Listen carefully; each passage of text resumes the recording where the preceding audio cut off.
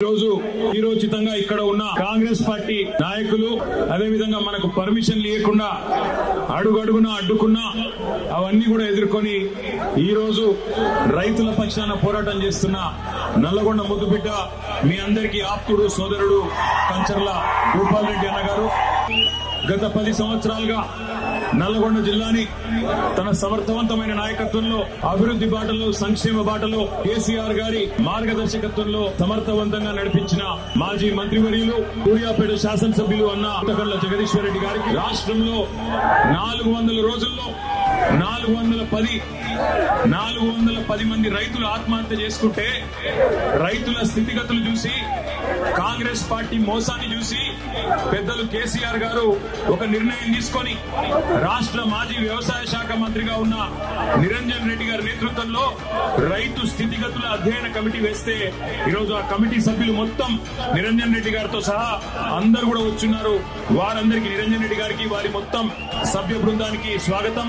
రోజు నల్లగొండ పట్టణంలో అడుగు పెట్టంగానే ముందు మహాత్మా గాంధీ యూనివర్సిటీ దగ్గర పిల్లలందరూ వచ్చినారు. దాదాపు ఒక 300-400 మంది పిల్లలు రోడ్డు మీదకి వచ్చి అన్న కేసీఆర్ ఉన్నప్పుడు మాకు బ్రహ్మాండంగా ఇక్కడ వసతులు ఉండేది, కానీ ఇవాళ కాంగ్రెస్ ప్రభుత్వం వచ్చిన తర్వాత మాకు గొడ్డు కారంతోని అన్నం పెట్టే దుస్థితి వచ్చిందన్న, మీరు రావాలా అంటే తప్పకుండా 2:30 గంటలకు మీ క్యాంపస్ కు వస్తా అని వారికి చెప్పి అక్కడ కలదప్పిన ఐటీ టవర్ కనబడ్డది. మరి అందులో వెంకటరెడ్డి వచ్చినాక ఎవరన్నా ఉన్నారో లేకపోతే తాగుబోతులు అడ్డాయిందో నాకు తెలియదు, కానీ మొత్తానికైతే కలదప్పింది ఐటీ టవర్. ప్రపంచంలో ఏ శక్తి కూడా ప్రజాశక్తి కంటే గొప్పది కానే కాదు. అది రుజువు చేసిన గడ్డ ఈ పోరాటాల గడ్డ నల్లగొండ అనే మాటలను గుర్తు చేస్తా ఉన్నాం. రోజు కాదు ఇవాళ ఉన్న వాళ్ళు కొత్తగా మేమేదో సామ్రాజ్యానికి అధిపతులైపోయినాం, చక్రవర్తులైపోయినాం, రారాజులైపోయినాం అని విర్రవీగుతున్న వాళ్ళ గురించి కాదు నేను చెప్పేది. ఒకనాడు బండెనుక బండి గట్టి 16 బండ్లు గట్టి ఏ బండ్లే ఓడతావు కొడుకో నైజాము సర్కరోడా అని ఆనాడున్న నియంతను నిలదీసిన గడ్డ నల్లగొండ. అందుకే పోరాటానికి స్ఫూర్తి అయిన నల్లగొండ గడ్డకు వందనం. ఇక్కడికి విచ్చేసిన ప్రతి నల్లగొండ రైతు బిడ్డకు శిరస్సు వంచి పాదాభివందనం.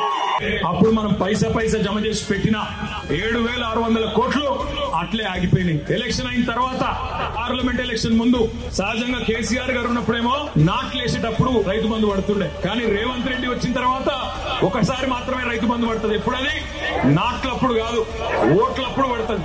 పార్లమెంట్ ఎలక్షన్ ముందు ఒకసారి వేసినట్టు చేసింది, అది కూడా మనం దాచిపెట్టిన పైసలే.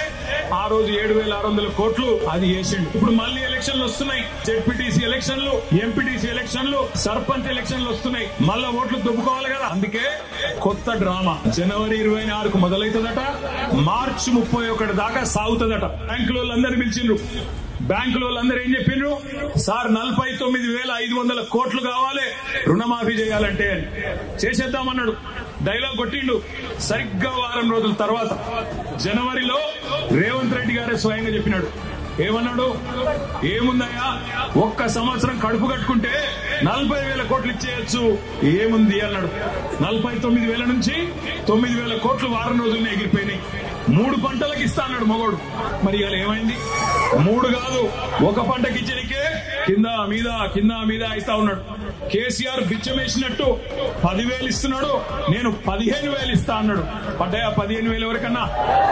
ఇవాళ మాట మార్చి సిగ్గు లేకుండా 15,000 కాదు, చారిత్రాత్మక నిర్ణయం తీసుకున్నాం, 12,000 ఇస్తున్నా అని సిగ్గు లేకుండా చెప్తా ఉన్నాడు.